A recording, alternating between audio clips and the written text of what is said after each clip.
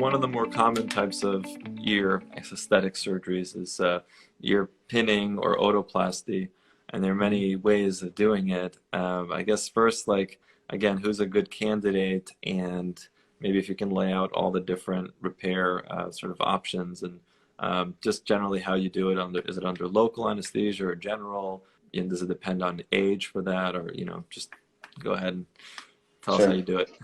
The things that I look for. So one of the things is determining if it's we call it deformity versus like a malformation. So deformity is when you have all the natural cartilage, but it's not shaped maybe the way that you'd like it to be, or there's what we call deformation of the cartilage.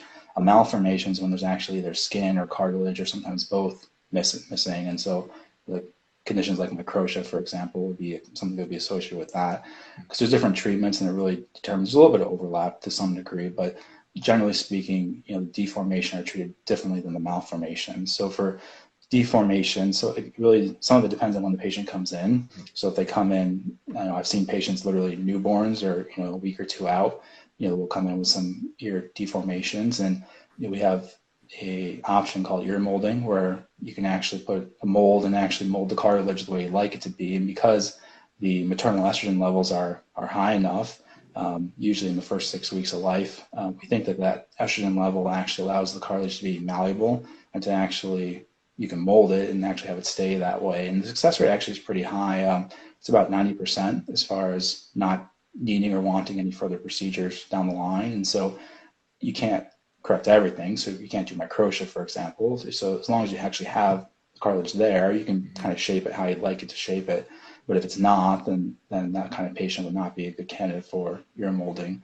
Now, if they come later, like around, typically the cutoff I use is about 3 months. So if they present later than 3 months, then ear molding is usually not a good option, because it's usually not gonna work. And so at that point, then we're thinking more along the lines of surgery. Typically, we want to try to do surgery before they get to school, so before kindergarten, so around 4 to 5 years of age. There are some surgeons that will do it earlier, but the other thing to consider is usually the ears is about 80–85% of adult size around that time, so you can kind of get a good idea of what it's going to look like. Whereas the earlier you do it, the smaller it is, and there still may be some things that will change. You can do it at any point, so it's not like you have to do it 4 to 5 years of age, but there's actually some good studies that will show the psychological benefit that patients get from not having that social stigma throughout the school age. And so certainly I do think it has a good benefit for that, but you can do it really at any point. And there's lots of surgical techniques. There's cartilage, we call cartilage sparing, so we don't actually cut the cartilage, we use kind of sutures to kind of hold things in place. There's what we call incisionless, where you don't actually, traditionally you make an incision behind the ear, but with incisionless, you don't actually make the incision, but you still use sutures to kind of hold things in place. And then there's cartilage cutting or cartilage scoring techniques, which actually cut into the cartilage. And there's really not one technique. There's not one that's superior to another. There's pros and cons to all of them, and some of it's based on training, some of it's based on what kind of malformation or deformity the patient has, which ones are good for them. But the things that I look for in patients, again, how their wound healing is, making sure they're not keloid formers.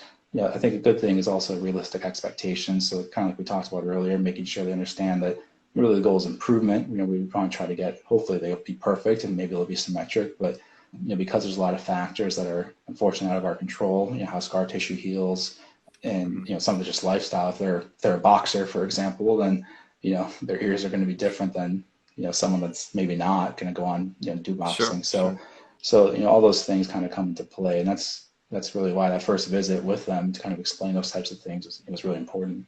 Yeah, no, thanks for kind of giving us an awesome overview there.